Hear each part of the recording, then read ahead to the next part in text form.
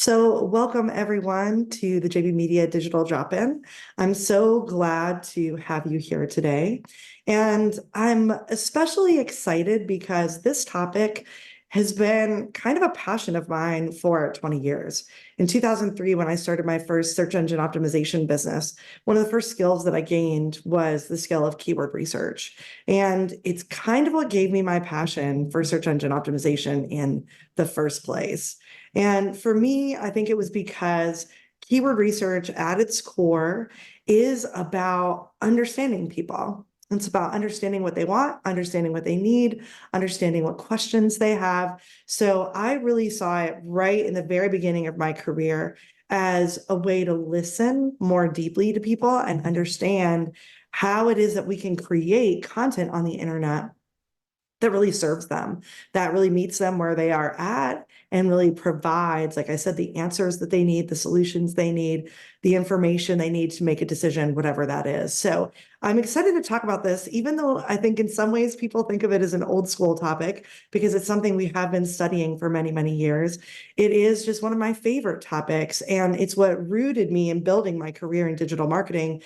But the thing I love about it most is that it rooted me in thinking about the people that we're reaching out to when we're marketing and when we're doing sales and when we're communicating. It put them in the forefront of the conversation from the very, very beginning of when I started this work. And so for me, that feels really powerful to always be rooted in that particular part of what marketing is really about, right? So I talk a lot about how marketing is really just relationships.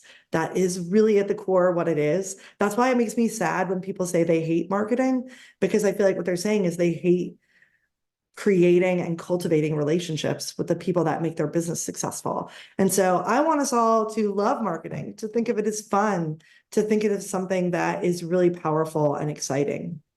So that's why I wanted to talk about this topic, but from the perspective of how we can learn to speak the language of our potential customers, our visitors, our donors, even if we're a nonprofit.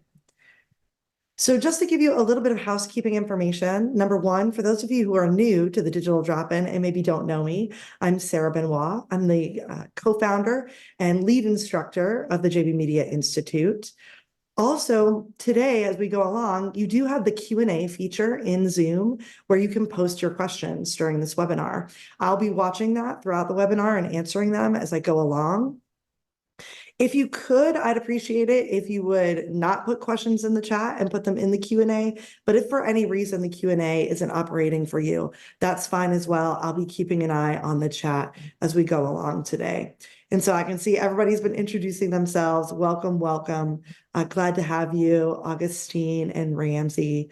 But like I said, if we can, put your feedback, your thoughts, your ideas in the chat. Any questions you want me to really answer, put them in the Q&A.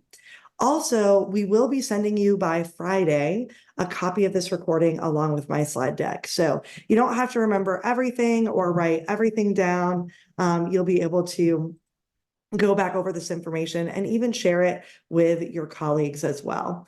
So again, thanks to everyone who comes to our digital drop-ins every month. I'm super glad to have you here. Welcome, Mary. I just saw you log on.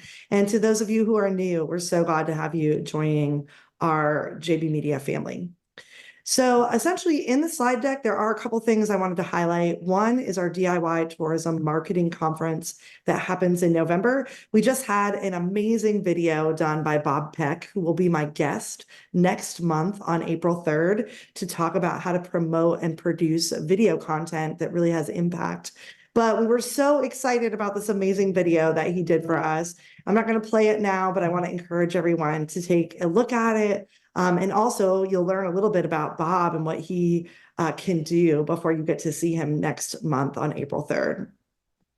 Also, I just wanted to put out a reminder that we do have our free monthly webinars every month. Once you join, you'll get reminders from us about them. You can join for next month by clicking this link in your slide deck. And also, I've been working on launching in the last month and a half a new version of our content strategy roadmap. I'm really excited about what we've done with the classroom, but most of all, I'm excited with how much live action we're including in the subscription. So for $99 a month, you can join the content strategy roadmap course. You get access to all sorts of on-demand classes that I've created, but also you now get office hours with me up to 3 times a month. You get an hour-long AI training series that's live on Zoom with different experts. And then, of course, we invite you to come and check out the webinar every month as well as part of that. But if you need consulting support, training support from somebody who's been doing the work for 20 years, and you would like to not pay the high price of hiring me individually to do work, if you join the classroom, you can click that link and check it out. You can cancel anytime, but you can get access to me for a really, really affordable price. And this is something I'd really like to build out. Really like to see more community here. As one person, there's only so many things I can do. And so this is a way that I can be available to more people. And I'm loving the office hours that we're already doing this year. I'm loving our AI training sessions where you can learn to use AI tools with more clarity. But again, today we're talking about keyword research. And for those of you who just joined as I was getting things started, this is one of my most favorite topics. It's one of the most exciting parts of the process for me when I'm doing any type of digital marketing. And I think at the end of the day, what it comes down to is, like I said earlier, marketing is really just relationships that you have with existing customers and potential customers. Those relationships have to be nurtured. They have to be reciprocal. They have to be something that you're activated in, that you're excited about, that you're bringing yourself to. And yes, I'm talking about being a company or a brand or an organization, but everybody involved in promoting, marketing, the communications, the customer service, the human resources of any business at this point, whether you're large or small, what it comes down to is that marketing is about nurturing the relationships in all of those scenarios, right? It's not just about talking at people, having a megaphone, putting out an ad. It's really about how you connect and whether or not you can stand out in a sea of endless information that we're all living in. And the way that we can really stand out, in my opinion, is to really understand how we connect with people's motivations and intentions. And so that to me is the core foundation of why I love keyword research. I started out studying this skill as an SEO professional, a search engine optimization expert. However, it quickly sort of evolved into the idea that understanding what people search for on a regular basis doesn't just make me better at optimizing my website. It makes me better at social media. It makes me better at email marketing. It makes me better at writing any type of taglines or headlines or ad copy, because I'm starting to understand what my existing and potential customers know about what I offer in my products and services, what they're questioning about those types of products and services, what kind of issues or problems they're struggling with. And so keyword research started to become not just the foundation of my SEO work, but it became the foundation of my marketing strategy. And when it became the foundation of my marketing strategy, I could use it in almost every instance. I use keyword research to understand how to create my ad campaigns, how to write my ads, how to put my ad sets or ad groups together, and how to connect those ads to the right pages on my website. I use keyword research to decide what types of video topics we should create for our social media, for our YouTube channel, for our website. I use keyword research to help me look at the entire architecture of a site and its authority on Google and make a strategy around how to expand our authority on search engines like Google, Yahoo, Bing. So keyword research became this really core component, like I said, of listening and understanding the people that I really want to connect with. Part of keyword research, just to go over some of the very basic principles around it here before we dive into demos.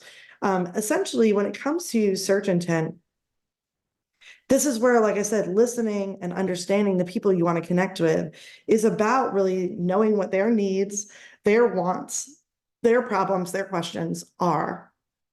And so that's where, when you start to dig into keyword research, you start to find out that they fall into different buckets, right? And I've talked about this in many webinars before, but it's just important, I think, to come back and kind of think about this every time we start to do our keyword research again, right? To update it. So informational and investigative intent. This is a certain part of the customer journey where people are often learning about their options. They might be talking to their friends. They might be Googling things. They might be reading reviews. They might be looking at social media, right? They may even engage with some ads to learn about a product before they buy it. So informational and investigative intent is, I think, encompasses a number of different parts of the customer journey. There's also navigational intent behind what people say or type into a search engine. The navigational intent is often related to your brand. So people who know your brand name, they know your company name, they know your organization name, they will just search literally for you, right? They will type it right into Google. JB Media Institute, right? Because they've met me before, because they want to get my address, because they want to get directions to my office, whatever it is. So navigational intent is almost like brand intent. It's where I've already made a relationship. So a lot of your existing customers potentially are using that, and any new customers that have recently interfaced with marketing or advertising might just search for your brand name. And then there's transactional intent, and this is the part of the customer journey where people have done all that informational and investigative work, and now they are ready to make a decision. And sometimes what they search for is adjusted from a verbiage standpoint because they are now ready to buy after making lots of different types of considerations in their process. Also with keyword research, I think this is about really building up empathy and emotional intelligence around the marketing that you do. A lot of times we think of those things as personal and self-development oriented. I think they're core components of being really good at your own marketing or being in the marketing field. And so I think what that allows you to do when you hone that skill is you become better and better, like I said, at really thinking from the customer, client, or visitor's perspective, and not just being in your own head when you know a lot about what you're offering as a brand. And so I feel like keyword research is actually a part of creating more empathy, creating more emotional awareness around what it is that your relationship with your existing and potential customers are, right? So that's a really important piece of the process that I think is a little bit more soft skill, right, than technical skill. I do think it's important to remember that people who aren't in your business, who aren't part of your brand, they do not have the same vocabulary that you have around your company or your products or services, right? And so there's going to be lots of different ways that they talk about it that you may not be thinking of.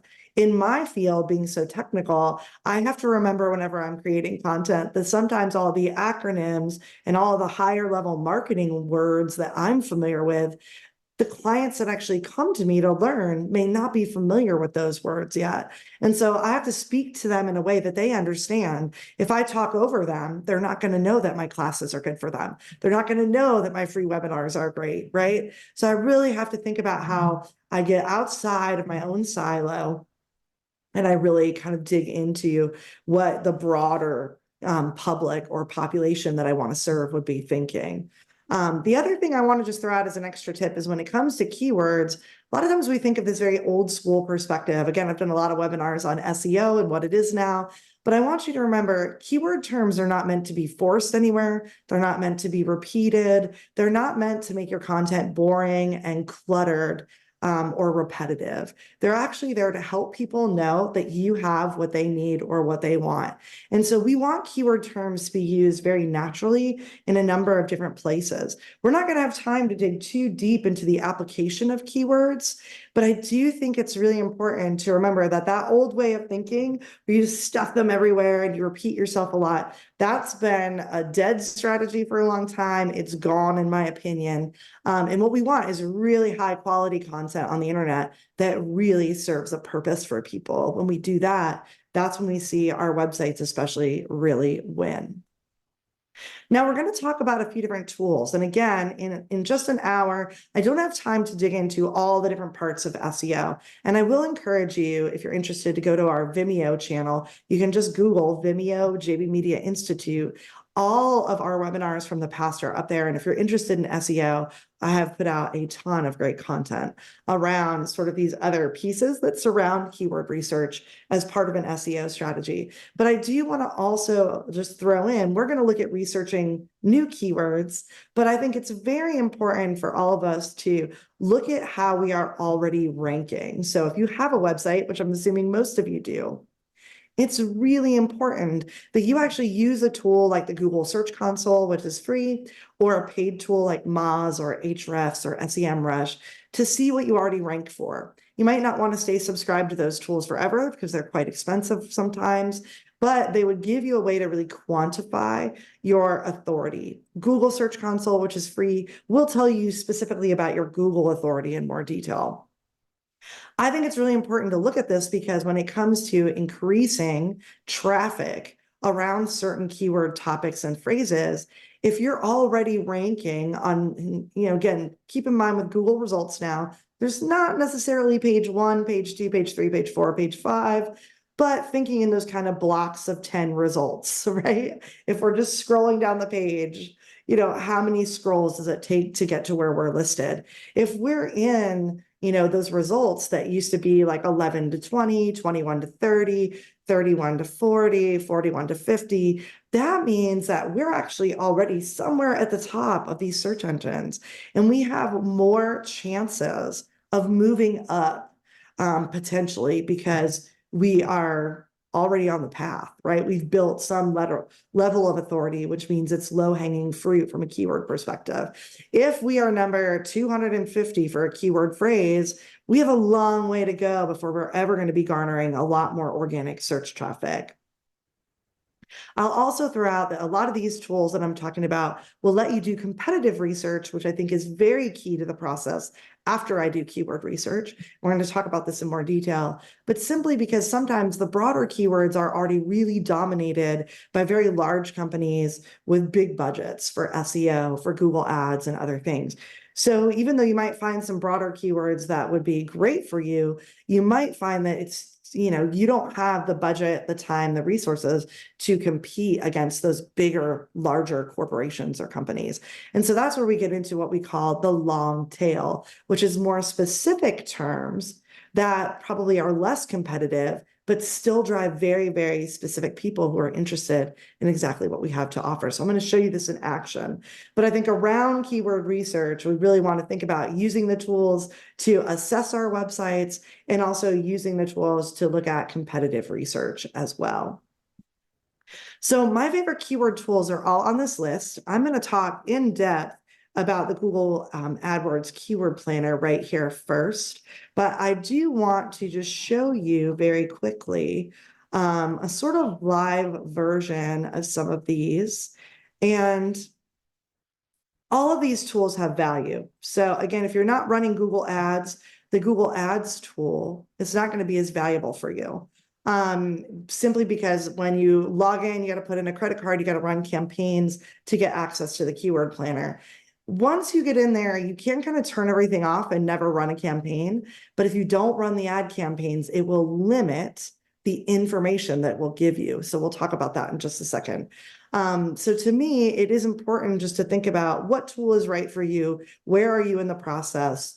It might be worth running a small ad campaign for just $200 to unlock the full keyword planner. You can always turn that campaign off pretty quickly and just for a small budget, kind of open up that door for yourself, and then you'll have the ability to run ads in the future. You can also use tools like Moz.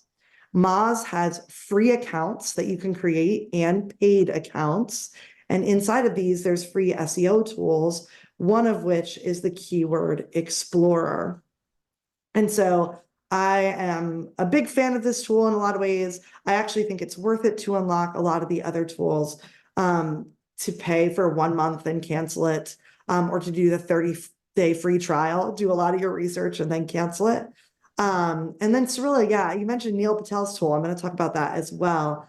And Answer the Public is another one that I really like. So you can see I have that one up as well. I'm also logged into my free account. I can do 3 searches per day typically, and it does limit how many times I can log in and from how many devices. But again, this is a great tool for putting in information. There's another tool called Keyword Tool IO. This also has a free version, but it limits what you can see.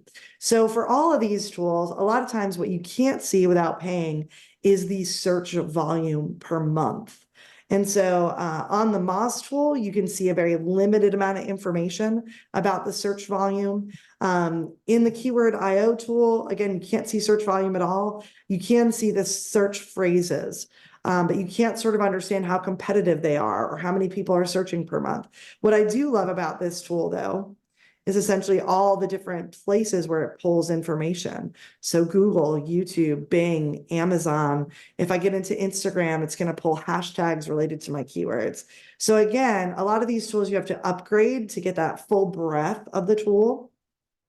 But the free version will be a great place to get you started. And so here, if I wanted to just use an example, I have an example I'm going to show you today with the Google Ads tool.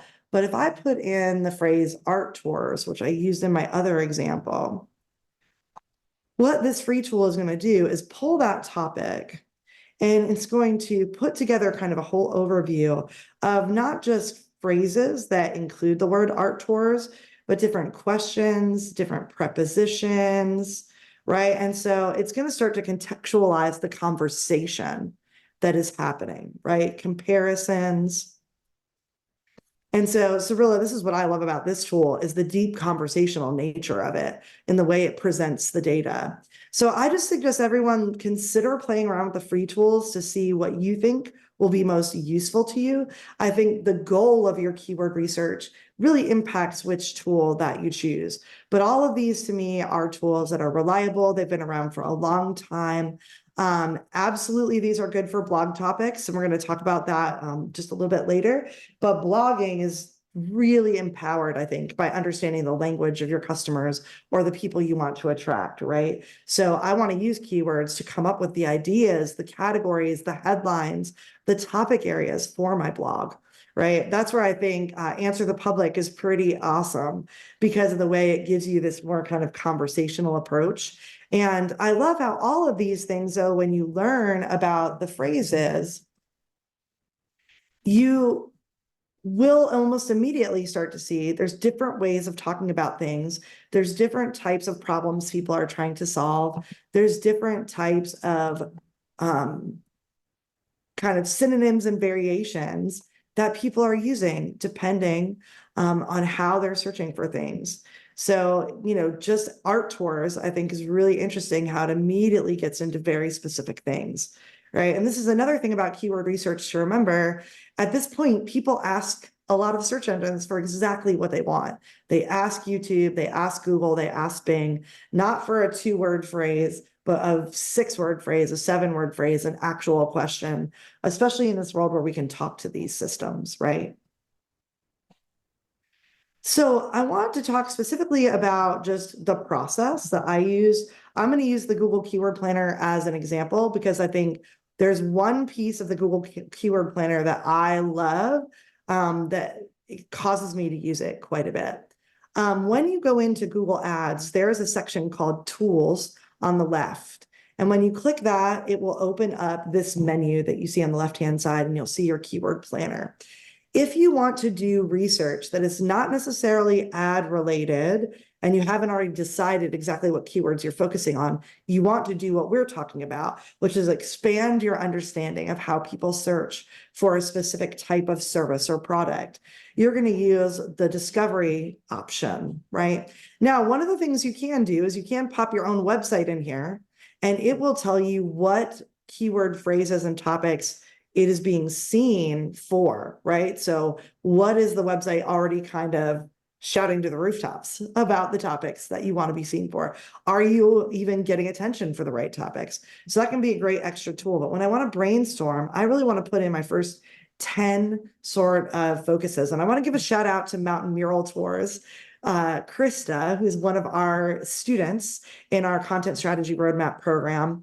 And she's also somebody who comes to our DIY conference every year. But she, as a student, has been working on her own Google Ads, which I think is an amazing feat to accomplish. And it takes a long time and a lot of hard work. One of the things that I wanted to do is use her as an example today, because I actually, as part of our office hours, built her a keyword list, which I'm really excited about.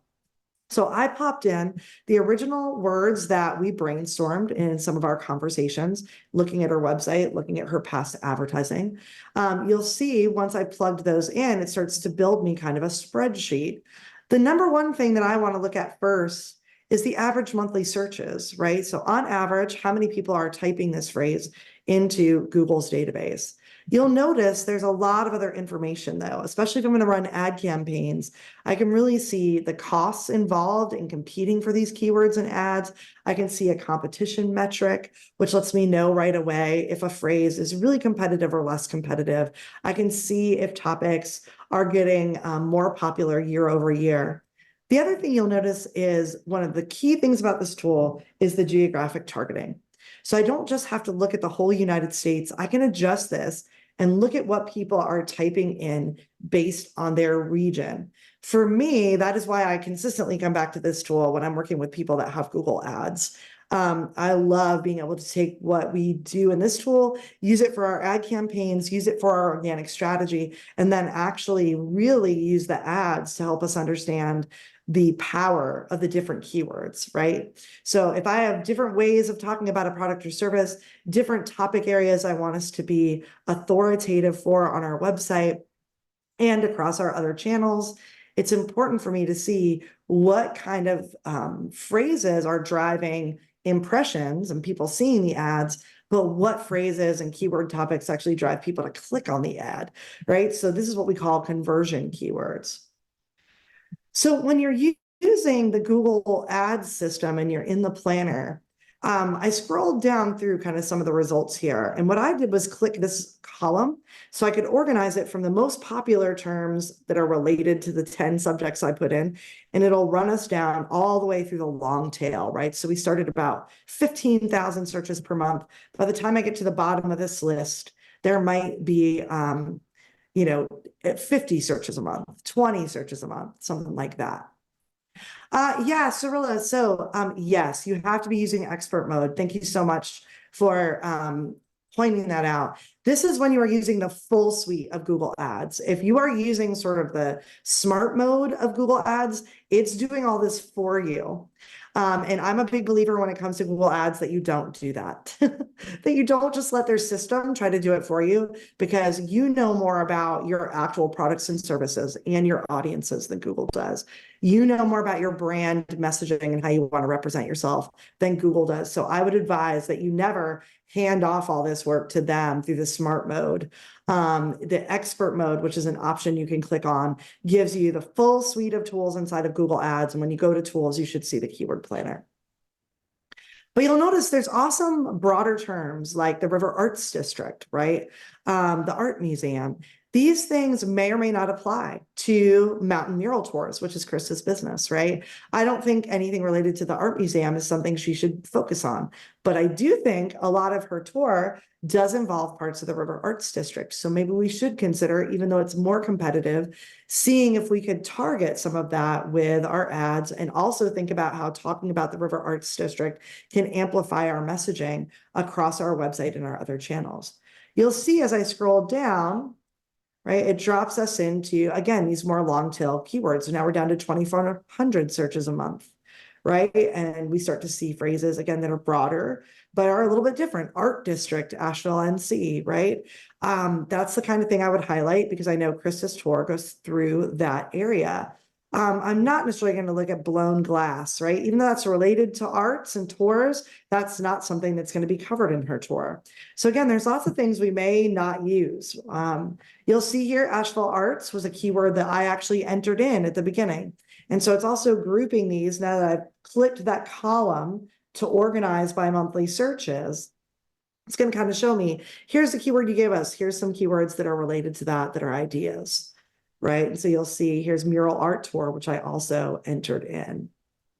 Again, we keep going. We're getting now more into just, again, different types of long tail keywords.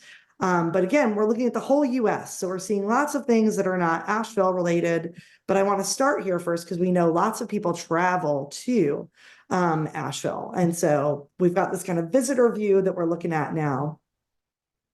Then when I really want to see what are people typing in when they're either driving around this area or they live here, I want to actually put in our regional area, and it's going to adjust the volume of the keyword phrases that I have, right? So I looked at about 4 counties around us that I know are easy day drives in from Asheville, and it might be people that be interested in taking a tour.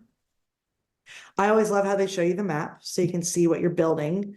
And then you'll see it's adjusted that for me. Now it's kept all my keywords in here, but what it's done is you'll see now it's dropped down the counts. So we're back at the top for things like River Arts District, but instead of 14,800 searches a month, we see in this 4 county radius, there's only about 5,000 searches a month.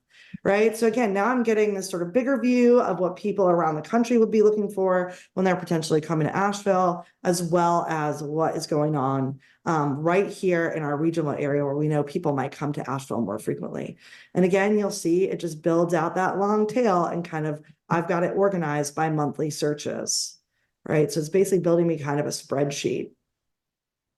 One of the things that I think is interesting is, again, when we look at the long tail, we'll see things like art tour, virtual art museum tours, Metropolitan Museum of Art virtual tour. These things are kind of long tail versions of this broader topic. Now, this does not relate to Krista's business, but these are things that people who live in Asheville, approximately 10 per month, they're probably traveling, right, to the Met and potentially want to go on a tour there, or maybe they want to see a virtual tour because they can't travel. So you're going to see some things again that apply and some things that don't apply. This is actually true with all the tools. So no matter what tool you're using, you have to have the understanding of your brand and your customer base to really say these words apply to me and these words do not.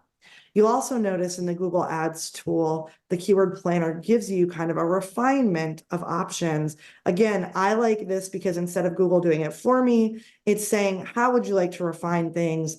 And you can kind of decide if its recommendations are useful for you in any way. So you can uncheck and check these things to remove them from the list. You can also exclude certain topics and keywords if you just want to remove them from the very beginning.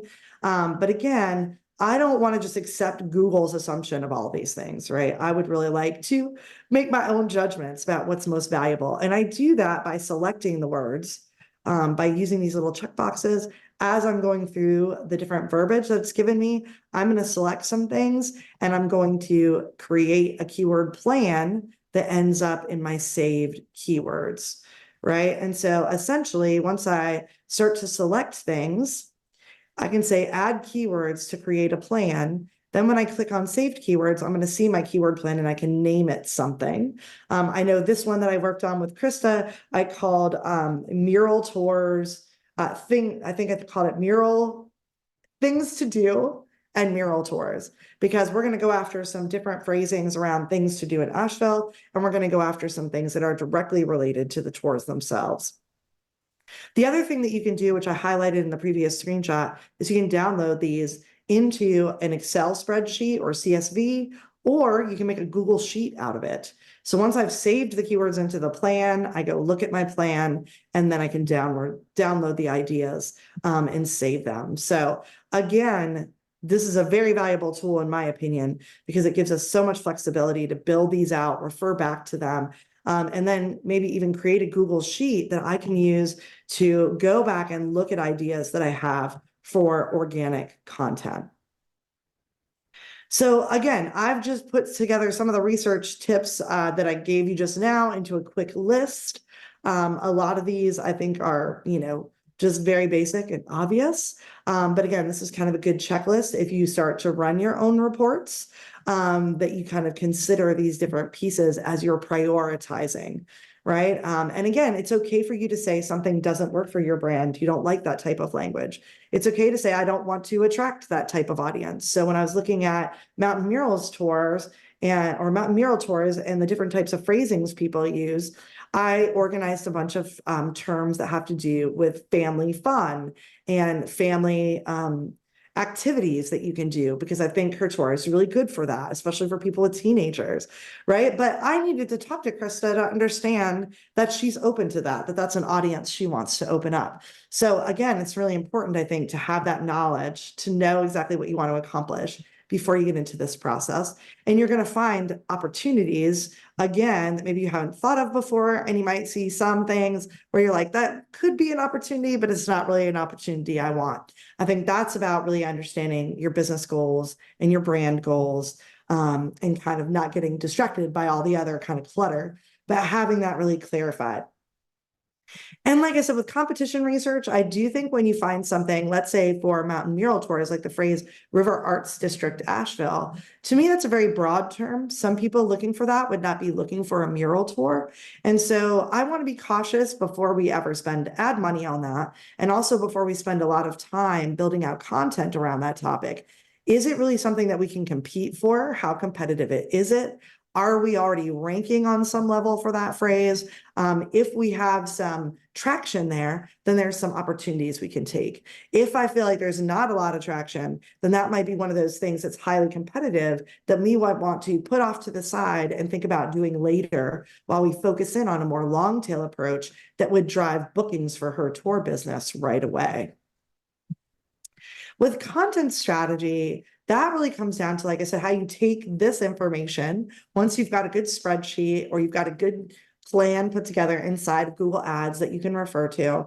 Then you really have to think about, how are we going to apply this information? And this is where, for me, as somebody who's been doing marketing for 20 years, this process was essential for every client that I worked with. Because many times, after spending a little bit of time getting to know the client, understand their goals, really getting clear with the brand, I was able to then come up with almost a year to 2 years of content ideas, right? So we would usually spend maybe a month or two assessing some things on the website, doing keyword research, basically kind of looking at what our goals are, discovering some things about the language of our customers. Then after that month or two of strategy, maybe 3 months if we need a quarter because we're a one-person show, then basically we start to look at, okay, how do we turn this into our actual content schedule, our content planning, which means our blog posts, our email newsletters, our social media content, our videos on YouTube, our webinar ideas, our podcast topics, right? So I'm literally taking this information and I'm using it to go across the board. One of the things that I started doing early on that I really enjoyed was, once we had these ideas, really prioritizing them with the client. And then in that next step, really looking at how we create long form to short form. So how do I create website pages, blog posts, longer pieces of video content, longer webinars like this one, which is recorded and shared, and then we utilize it for other things later. How do I create long form content that can then easily be turned into short form content for my other types of platforms? So how can my blog posts become part of my emails, or my video content become part of my email newsletter, or all of these things become part of how I build out my social media content? To me, this is about creating authority in your entire digital ecosystem for your brands, right? So now I'm not just using keywords to optimize my website. I'm establishing my expertise on every channel that we have, even if I only have 2 channels or I have 10 channels. I'm establishing our expertise with the same types of language and verbiage. I'm relating to people in the same way. I'm creating high levels of consistency in my messaging. And all of that stuff, in my opinion, drives a stronger, longer lasting relationship with existing and potential customers. So that's where I think there's lots of different things that you can do with the information you pull out of keyword research.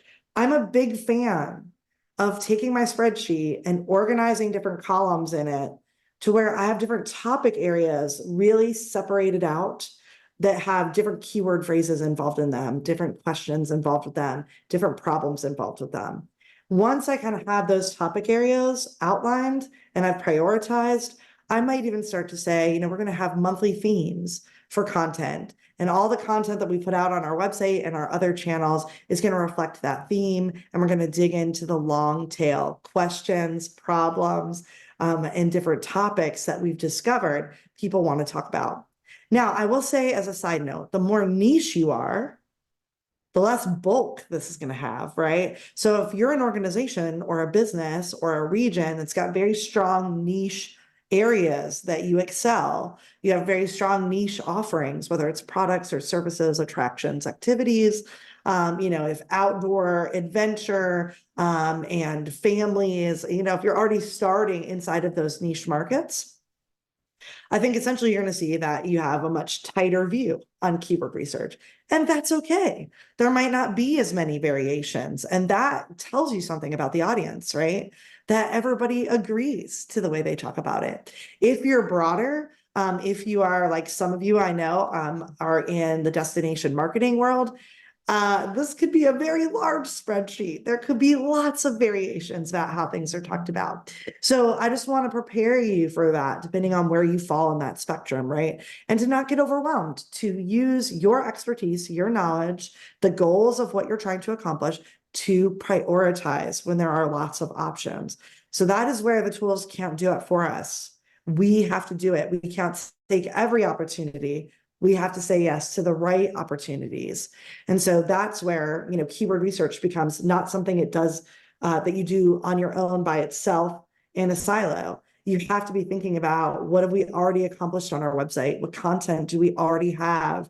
What markets do we already have strong loyalty with and recognition with? What markets do we really want to open, right? All those types of things are going to affect how you prioritize with keywords. A few other tips I just want to highlight, and I just want to encourage everyone, feel free to pop any questions in the Q&A or the chat if you have them. But a few other tips that I've learned over the years. One, most of us, when we look at keyword research, we're thinking about making new content. But what I want you to know is the number one place to start is the existing content that you already have that is done well. So when I start to see the language of my customers, the language of my potential clients, the language of my residents and my visitors, I'm able to actually really then go back and look at what content is doing well on my website. What keywords is the website already ranking for? What content in social media has already done really well? What topics on our blog are getting more attention, right? And I start to look at that information and I start to correlate it to the language. This is where I might go back to a blog post that's been getting a lot of good traffic, and I might update it, add in some better keywords, add in some better links, take a video that we have about that topic that we used on Facebook, and also share that video on the blog post, and then put at the top of the blog post, last updated March 1st, 2024, right? Because now what I'm telling the reader and the search engine is this blog post is already strong. People already love it. We've actually made this blog post better, and it's 100% accurate. It's 100% up to date. So rather than write a whole new blog post, I want to capitalize off the thing that I've already done that is already getting some type of result, right? And so what I'm looking at is kind of what ends up being a Venn diagram, right? Taking my keyword research, understanding how people are talking about things, what they're looking for, how our content can help them, how we can serve them, how we can solve their problems. And then I'm also coming in and looking at, where have we already been winning? How can I bring these things together and amplify those wins and increase that success more quickly? So again, it's kind of the idea of, we don't always have to start from the bottom and go to the top, right? Sometimes we're already halfway up that ladder. And so we want to prioritize those things because it's really important to take advantage of those. Alicia, I see your question here. When you update an existing blog, do you change the publish date? So for me, no, I don't. The publish date to me, often, depending on how your blog is set up, could change the URL. And if I change the URL, I'm harming the authority of the post. If I didn't use the date in the URL of the post, still changing that, to me, I think it's read different from the Google perspective, right? I would rather you left it up there to maintain that it's been up there for 4 or 5 years. That is actually giving your content more authority because it has existed longer. So I want that timestamp, even on the back end code, to stay the same. And I just want to put at the very top so people know right away from the minute they hit that blog post that it's completely accurate and up to date. So again, that has a lot to do with the fact that your pages and your posts on your website, they build authority over time. And that is lost whenever you make major changes to things like dates, URLs, or if you like rewrote the content at a really deep level, you might reset the authority of that content. And we don't typically want to do that if it's already performing well. The other tips is if you don't know about website architecture and SEO, that is another place that I think becomes a powerful, important thing to pay attention to. When you go back in to optimize your own content, when you think about how you can use your keywords to be more clear with people about what the topic of the page is or the post, or even what your expertise is when you're talking about it on social media and email. There's all sorts of different architecture pieces, especially on your website, that have to do with the heading tags, the alt tags, the titles of your blog posts, the subheadings, the bolded text. And again, in the old days, we used to kind of stuff everything everywhere, highlight everything. You'd have a blog post with a bunch of bolded keywords in it. I want you to just, again, be aware that's all dead. Google hates it. Stay away from it. It's all from the mid to early 2000s, and it's not how you want to do it anymore. But website architecture still gives you some opportunities. And a lot of these opportunities are around the people, right? So the idea is I want my metadata, which is my title and description that can be seen by Google and displayed in Google. I want that to really match the content that people are reading from a keyword perspective, so that when people click on that result in Google and open up the blog post, they know they're immediately in the right place. So rather than keyword stuffing, what we're really focused on now is usability for the people that we want to connect with. They need to know as they're clicking through the internet that they're going the right direction to get their wants and needs met. Right? That when they land on a page of your website, it's exactly what they were expecting to find as far as the topics are concerned. And so that's where we want to use website architecture as much as possible. And I do think this also works with social media posting, email newsletters, email marketing of any kind, using this language that is more recognizable to people or speaks more specifically to what they need and want is super helpful. And blogging, like I said, I already kind of talked about this because of the question that was asked, but I do think blogging and content hubs. So blogs have gone far beyond the old school way of blogging. So if your blog is still kind of old school, I just want to encourage you, go out and kind of understand how blogs are now sort of this way to just have content databases on your website or content hubs, ways to make more interactive content that can display in different places, way to dig into more long tail topics that maybe your main website pages can't really dig into. And so I think there's a lot of power in using this type of thing. And then lastly, I'll just say, I think, again, video optimization is a big piece where you can really use your keyword research to come up with ideas for video content. What types of questions could you answer? What types of processes could you share? What types of tips could you provide? What types of lists or best of overviews or highlights could you do? There's lots of things you'll find inside of keyword research, including trending information. And so, Cirilla, I see your question. Do you feel like keyword research can cross over to all platforms, or should we stay focused on Amazon keywords only on Amazon, for example? So I will say that I think it is important if your goal is to focus in on Amazon or even the difference between YouTube and Google a little bit, it is worth it sometimes to spend time when that is a primary way that you're going to accomplish your business goals, to understand how keywords are being used on that platform. Pinterest is another good example. Pinterest is a very keyword-oriented social media system. And I think if you want to do well on Pinterest and really engage with their community, you can do the broader keyword research, but then you're also going to want to deep dive into how are these keywords being used on Pinterest. And you can do that through your own searching. And you can also do it through the keyword IO tool that I mentioned to kind of see what is really working there. And then Sherry, I see your question. How do you feel about blogs and information being housed on a separate URL from your e-commerce site? Are there pluses to that? So actually, unfortunately, it's the opposite. There's kind of a negative to that. So if my main domain is sarahbenoit.com and my blog is even on a subdomain like blog.sarahbenoit.com, or let's say it's on a completely different domain like digitalmarketingclasses.com.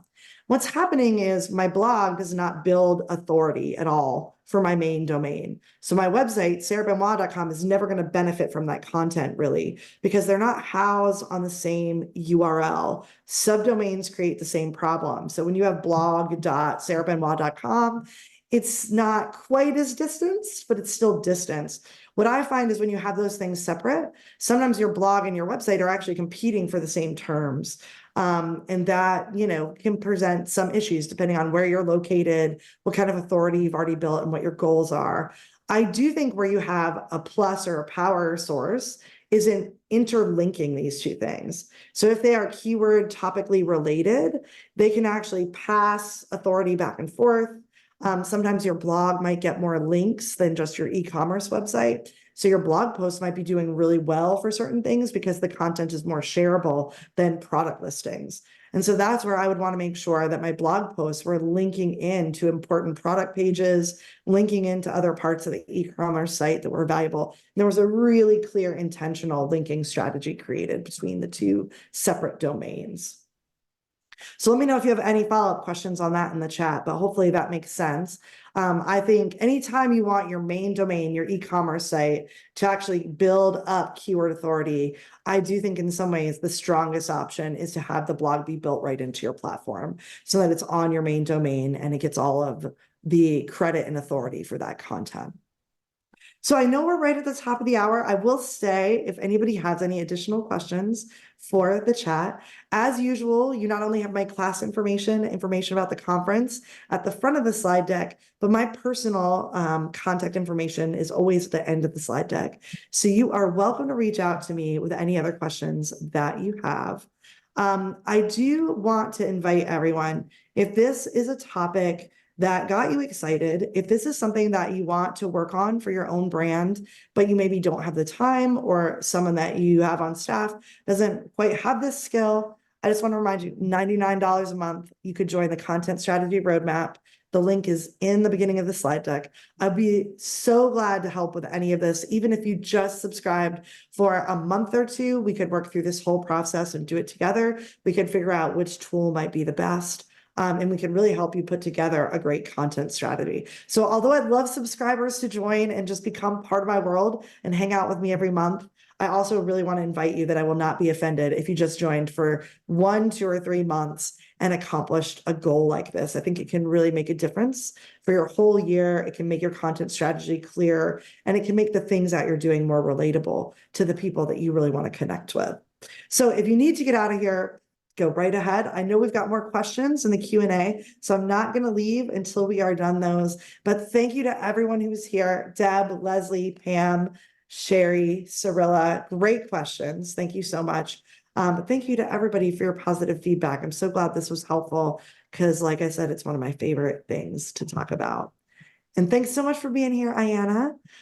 So yeah, this question from Ron: how will future AI usage by, say, Google change keyword research?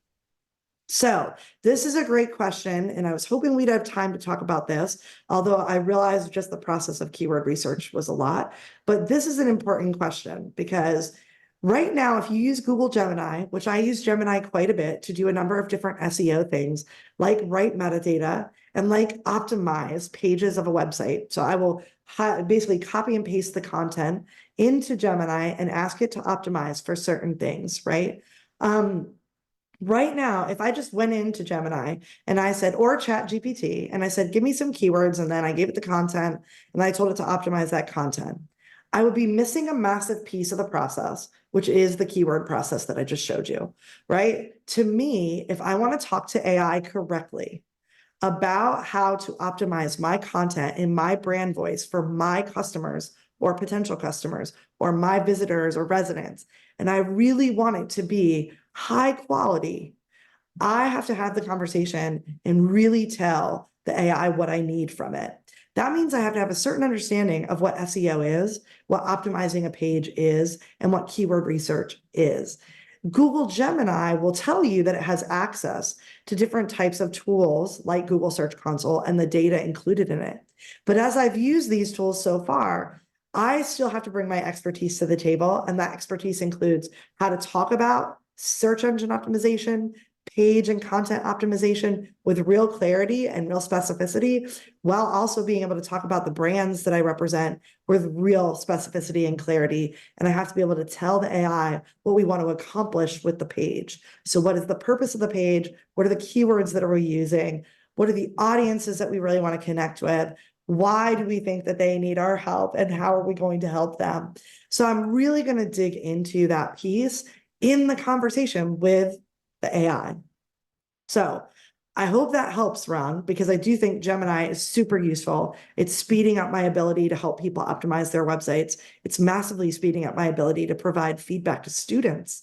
Expert feedback that used to take me a long time to work on, I'm able to provide it a lot more quickly. However, at the same time, it only happens because of my knowledge around marketing and my knowledge around SEO. The tools aren't really in a place yet where they can do it on their own. And that's not to say there won't be an ultimate goal of that, but I certainly don't think it'll be the free tools. I do think as Google Gemini, especially, integrates with Google Workspace and continues to integrate with lots of other Google tools, including the whole search experience, I think we're going to see that Google might be able to amplify its keyword research tools with this type of technology. So that will be a big difference in a lot of ways.